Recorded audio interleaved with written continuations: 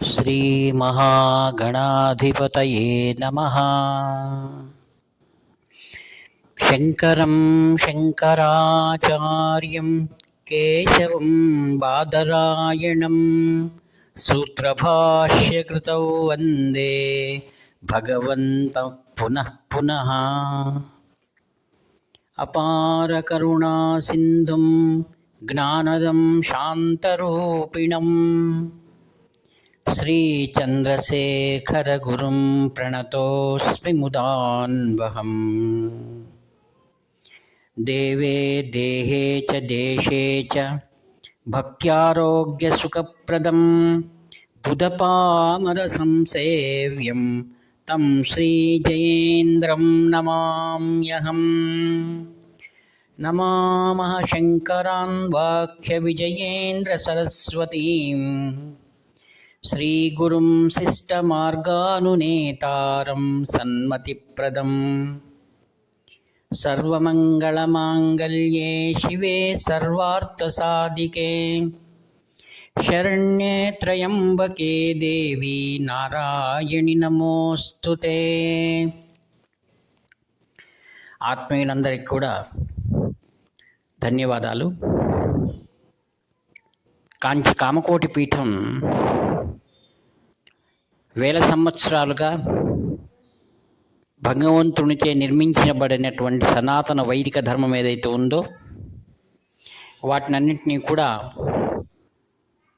ఆదిగురు శంకర భగవత్పాదాచార్య ప్రతిష్ఠితమైనటువంటి సర్వజ్ఞ పీఠం కామకోటి పీఠం. ఎన్ని ఒడిదొడుకులు వచ్చినా ధర్మ ప్రతిష్టాపనకై ఈ యొక్క పీఠం నిరంతరం సేవ చేస్తూనే ఉంది.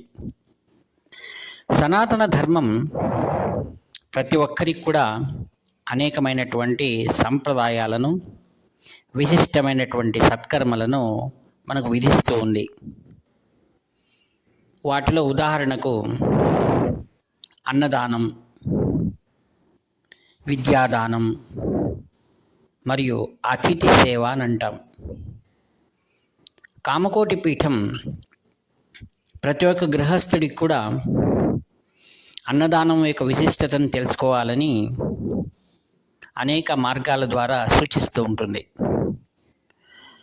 కాంచి కామకోటి పీఠం అనేక సామాజిక ఆధ్యాత్మిక కార్యక్రమాలు నిరంతరం ఆచరిస్తూ మరియు ఇతరులకు కూడా ఈ సన్మార్గాన్ని అనుసరించమని ప్రోత్సహిస్తూ ఉంటుంది.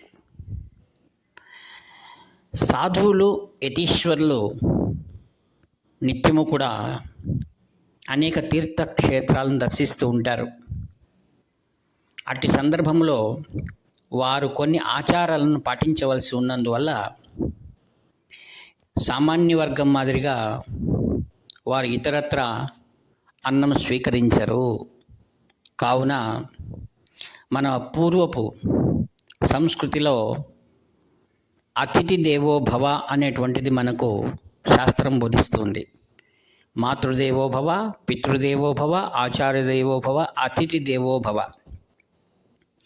అతిథి అనగా పిలవకనే ఆ సమయానికి వచ్చినటువంటి వాడిని అతిథి అని చెప్తారు. అట్టి అతిథుల సేవ చేసుకోవడం ప్రతి ఒక్క గృహస్థుల ధర్మం. భగవద్గీతలో అన్నం యొక్క ప్రాముఖ్యతను వివరించింది. మన శాస్త్రాలు, పురాణాలు అనే గ్రంథాలు గృహస్థులకు తెలియజేస్తూ తాము భోజించడానికి ముందుగా ఇంటికి వచ్చినటువంటి అతిథులను మనం వారిని సేవించి ఏ యొక్క ఉద్దేశ్యమై వచ్చి ఉన్నారో, కారణం వారు తీర్థయాత్రలకై వచ్చి ఉంటారు కావున వారికి యతీశ్వరులకు, సాధువులకు భిక్ష అనేటువంటిది చేయాలి అని తెలియజేస్తుంది. అందుకోసం కాంచి పీఠంలో ఈ యొక్క అన్నదాన కార్యక్రమం విశేషంగా జరుగుతుంది. ఈ అన్నదాన కార్యక్రమంలో ప్రత్యక్షంగా ఎవరు పాల్గొనలేకన్నటువంటి వారికి ఒక సౌకర్యం కల్పించింది.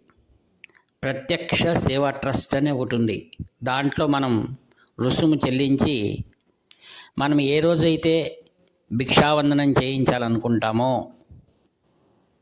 గోసేవ, అన్నదాన సేవ, విద్యా సేవ, ఆరోగ్య సేవ, ఇటువంటి ఏ కార్యక్రమాలన్నింటినీ కూడా కామకోటి పీఠం ఎంతో చక్కగా శ్రద్ధగా నిర్వర్తిస్తుంది. అందులో మనం పాల్గొనవచ్చు. మీరు kamakoti.org అని చూస్తే దాంట్లో సంపూర్ణ వివరాలు మీకు లభ్యమవుతాయి. కాంచీపీఠం తనదైన అన్ని కేంద్రాల్లో కూడా నిత్య అన్న సంతర్పణ జరిపిస్తుంది. అనేక చోట్ల విద్యార్థులకు ఉచితంగా విద్యా దానం మరియు వారికి వసతి గృహాలు ఏర్పాటు చేసి అనేక పాఠశాలల్లో చక్కనైనటువంటి ఆహారాన్ని విద్యార్థులకు అందిస్తుంది. మరియు గోరక్షణ కూడా విధిగా జరుపుతుంది. గోరక్షణ విషయమై కాంచి పరమాచార్య స్వాముల వారు అనేక సందర్భాల్లో దాని ప్రాధాన్యతను తెలియజేశారు. కాంచి కామకోటిపీఠ పరమాచార్య స్వాముల వారు నిత్య అన్నదానం చేయడం కోసం మారుతున్న ఈ కాలంలో ఈ యొక్క సత్క్రియలో పంచుకోవడం కోసం పిడికడి అన్నం బియ్యము అనేటువంటి ఒక కార్యక్రమాన్ని వారు ఏర్పాటు చేశారు.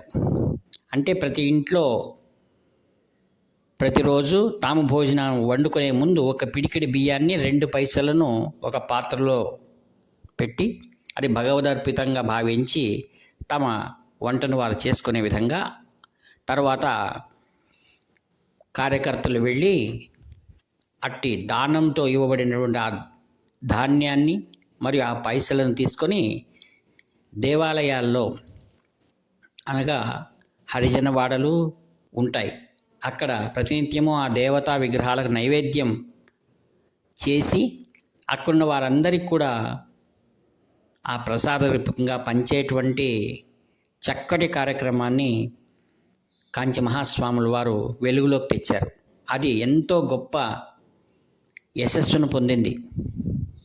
అంటే ఇక్కడ అన్నం ప్రాధాన్యం, దేవతలకు నైవేద్యం ప్రాధాన్యం, బీద సాధలకు కూడా అన్నం పెట్టడం చాలా చక్కటి పుణ్యకార్యమని మన శాస్త్రాలు తెలియజేస్తున్నాయి. కాంచి కామకోటి పీఠం శంకర మఠం కాంచీపురంలో మహాతల్లి కామాక్షిదేవి సన్నిధానం వద్ద విశాలమైనటువంటి ఒక భవంతిని అన్నదానం కోసం ఏర్పాటు చేసిందనమాట. ప్రతినిత్యము కూడా దాదాపుగా 500 కంటే అధికంగా వచ్చినటువంటి యాత్రికులు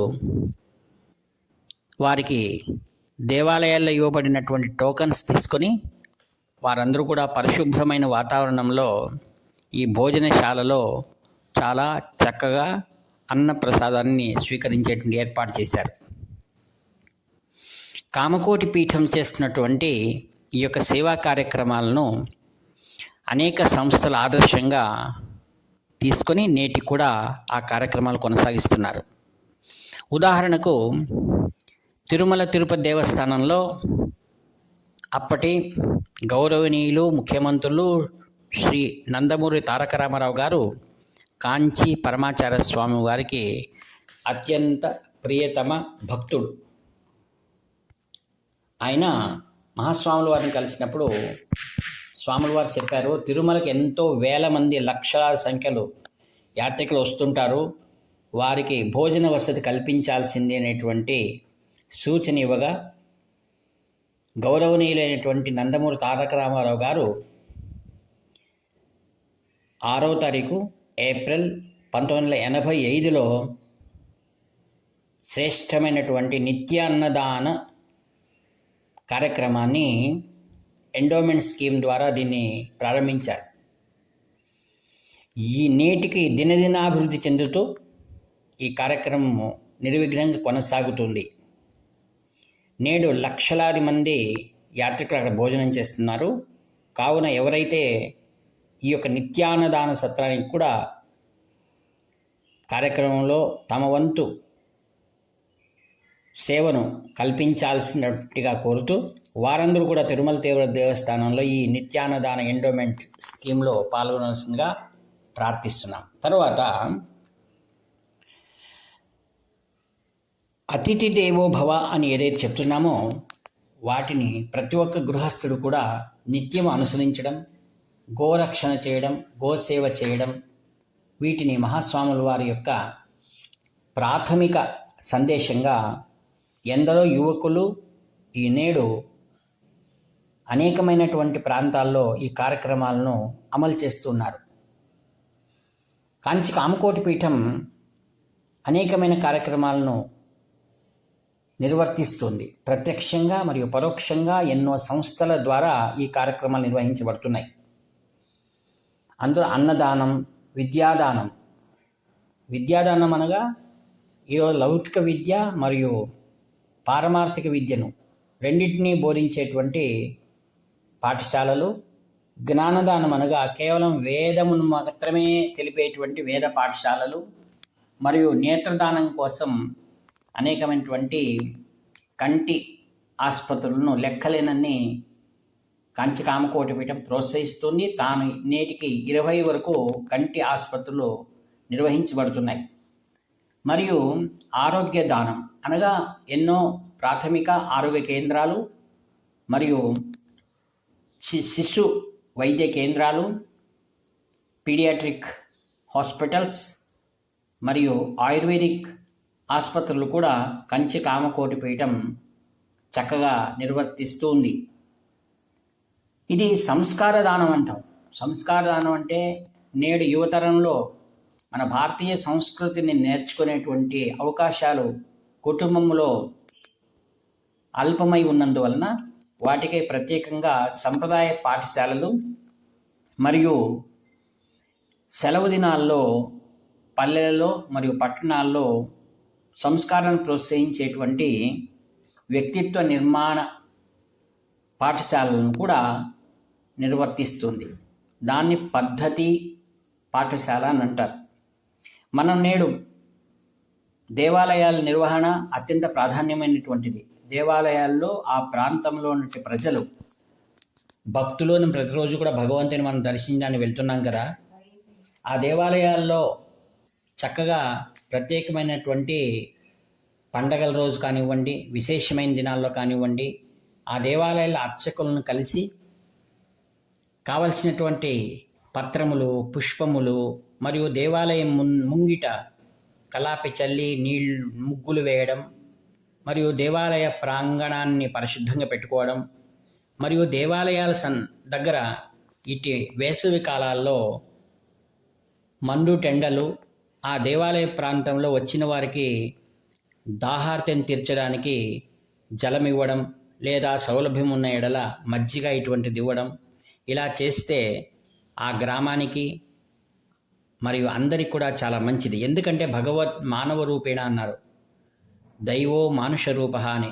భగవంతుడే యాత్రార్థిగా అనేక క్షేత్రాలు, తీర్థ ప్రదేశాలు తిరుగుతుంటాడు. కావున మన గ్రామాల్లో వచ్చినప్పుడు భగవంతుడే ఆ రూపంలో వచ్చి మనం అనుగ్రహించడానికి వస్తున్నందువలన కనీసం మజ్జిగ, నీళ్లు, మనకు చేతనైతే అక్కడ అన్నం తయారు చేసి పెట్టడం మరియు పండగలు, విశేష దినాల్లో కూడా అన్నదానం చేయడం ద్వారా ఆ గ్రామానికి మరియు దేశానికి కూడా చాలా మంచిదన్నమాట.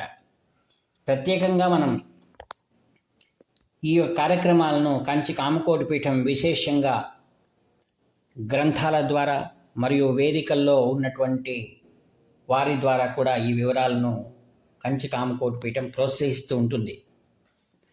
ఉదాహరణకు ఈ మధ్యకాలంలో కంచి కామకోటి పీఠం 70వ పీఠాధిపతులు శ్రీ శ్రీ శంకర విజయేంద్ర సరస్వతి మహాస్వాముల వారు కర్ణాటకలో ఉన్నటువంటి ధర్మస్థల అనే ప్రదేశంలో ఆ యొక్క ధర్మస్థల మంజునాథేశ్వర స్వామి ప్రాంగణంలో నూతనంగా మరి ఒక అదనపు భోజనశాలకు శ్రీవారు ప్రారంభోత్సవం చేశారు.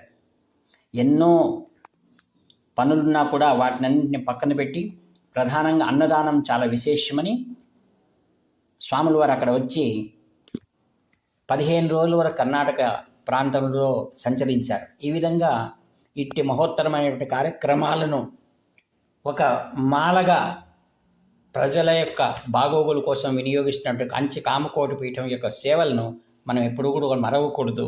కావున అందరూ కూడా దయచేసి కామకోటి పీఠం యొక్క ఫేస్బుక్ చూడండి, మరియు కామకోటి.orgని చూడండి అని వినయంగా తెలియజేస్తూ ఈ వాక్పుష్పములను శ్రీవారి దివ్య చరణారవిందం సమర్పిస్తూ సెలవు తీసుకుంటాను. ఇట్లు మీ ప్రియతమ నేస్తము నివర్తి నాగభూషణ శర్మ. హర హర శంకర, జయ జయ శంకర.